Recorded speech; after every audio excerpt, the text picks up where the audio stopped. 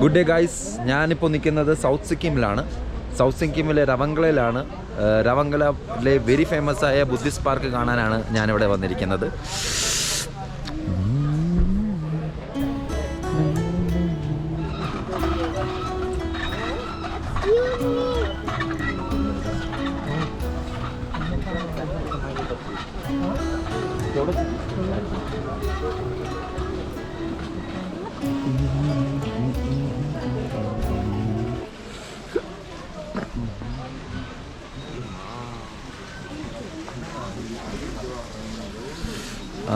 ഈ ബുദ്ധ പാർക്കിലേക്ക് ഒരു എൻട്രി ഫീ ഉണ്ട്.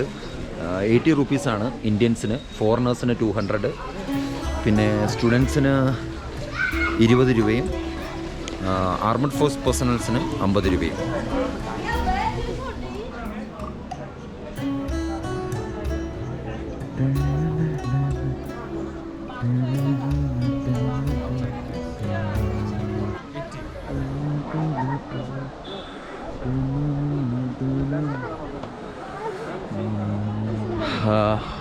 ശ്രീബുദ്ധൻ്റെ 2550ാമത്തെ ബർത്ത്ഡേ സെലിബ്രേറ്റ് ചെയ്യാൻ വേണ്ടി 2006 പണി കഴിപ്പിച്ചതാണ് ഈ ബുദ്ധ പാർക്ക്.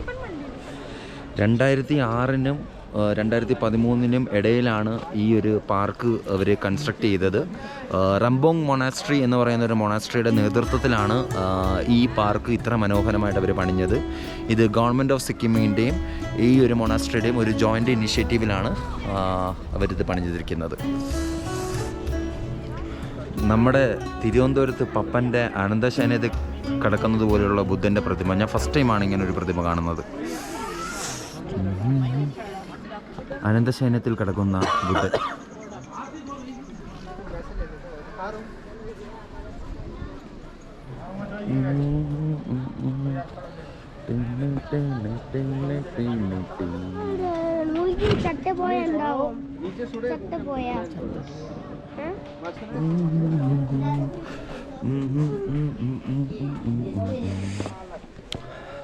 റവംഗലയിലുള്ള ഈ ബുദ്ധ സ്റ്റാച്ചുവിൻ്റെ ഹൈറ്റ് എന്ന് പറഞ്ഞു കഴിഞ്ഞാൽ 40 മീറ്ററാണ്. 60 ടണ്ണോളം കോപ്പർ വെച്ചിട്ടാണ് ഈ സ്റ്റാച്ചു ഇവർ കൺസ്ട്രക്ട് ചെയ്തേക്കുന്നത്. 2006 തുടങ്ങിയ ഈ കൺസ്ട്രക്ഷൻ ടോട്ടൽ എൻ്റയർ പാർക്കിൻ്റെയും സ്റ്റാച്ചുവിൻ്റെയും കൺസ്ട്രക്ഷൻ എല്ലാം തീർന്നപ്പോഴത്തേക്കും 2013 2013 ഹോളി ഹൈനസ് ഡലൈലാമ ആണ് ഈ സ്റ്റാച്ചു ഇവിടെ ഇനോഗ്രേറ്റ് ചെയ്തതും പബ്ലിക്കിന് വേണ്ടി ഓപ്പൺ ആക്കി കൊടുത്തത്.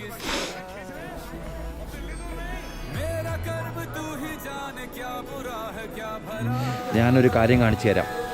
അതായത് ഈ ബുദ്ധ പാർക്കിൽ, ബുദ്ധിസ്റ്റുകാർ പണിഞ്ഞ ഈ ഒരു പാർക്കിൽ അവർ ഒരു ശിവ മന്ദിറും പണിയെഴുപ്പിച്ചിട്ടുണ്ട്. This shows that how secularist we R.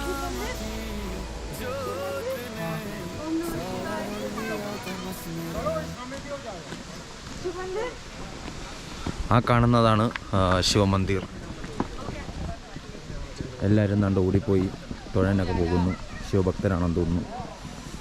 നന്ദികേശൻ്റെ ഒരു സ്റ്റാച്ചുവിലുണ്ട്.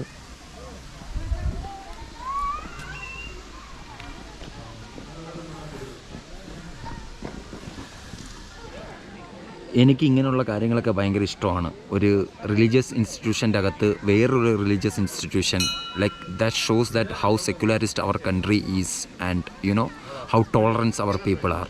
ഇതൊക്കെ like this will only happen in India. Like I can guarantee you that. So I'm so proud to be an Indian also.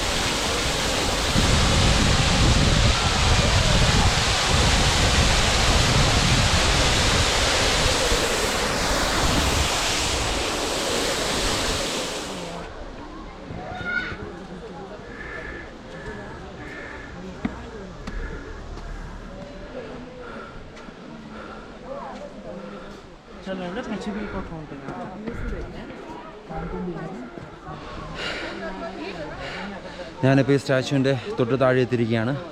ഇവിടെ നിന്നുള്ള വ്യൂ കാണിച്ചു തരാം.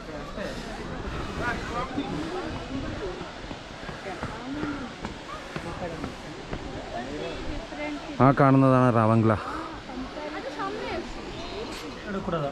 ഇതാണ് എൻട്രൻസ്.